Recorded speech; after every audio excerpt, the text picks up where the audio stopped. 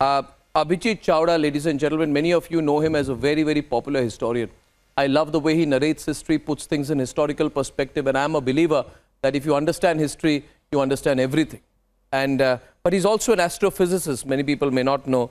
So let me put a question that merges both to you, Abhijit. Put this in historical context for us.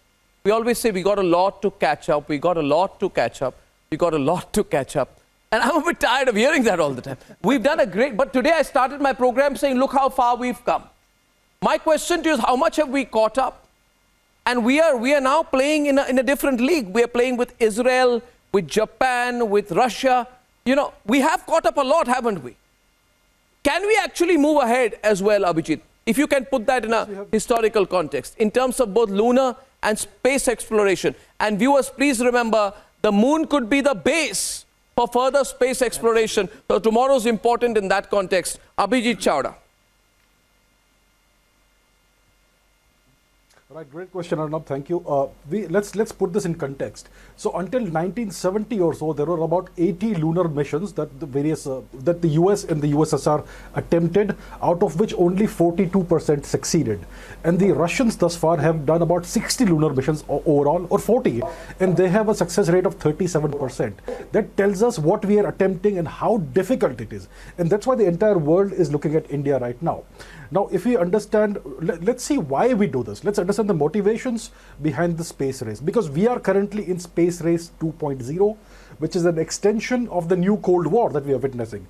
And right now, every major power worth their salt is making a beeline to return to the moon. And there are reasons for this. The reasons are that the moon is abundantly rich in certain resources, and we would like to have those resources. One, obviously, is water near the South Pole. So that will be a great thing, which we can use to make rocket fuel in the future for future further space exploration. Then we have lots of minerals. The platinum is there.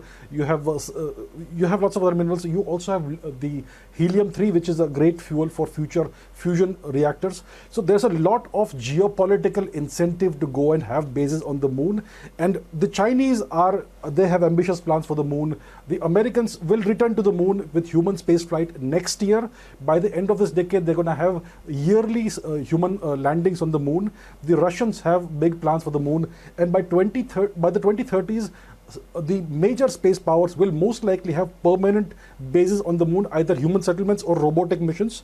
And eventually, at the first opportunity, every major nation will start staking claim to land and resources on the moon. So it's a geopolitical race that we are witnessing. And India is, I would say, if we nail the landing tomorrow, will be in the top 4 space powers with the capability to soft land on the moon. So it's going to be a great leap forward. Now, like Dr. Nambi Narayanan was saying, we need to up the funding for ISRO. We need to invest in technologies that the others have, such as reusable rocket technology. We need to invest in more powerful rockets. I mean, ISRO has the capability to make a rocket that's 10 times more powerful in the next 3 to 4 years. But it needs funding for that. So we need to unleash the full potential of our brilliant scientists, and that will take political will. So that is the overall context of the significance of the Chandrayaan-3 landing attempt. I hope that it succeeds, because it's going to be one step forward for India. It's not going to be the ultimate achievement. It's going to be one step forward for India. And if India wants to be counted as a big power, we need to take the further steps. We need to have more powerful rockets. We need to have a space station around the Earth, if possible. We need to, by the 2030s, have lunar bases. We need to send people in space. So it's a long process, but we are on the right track right now.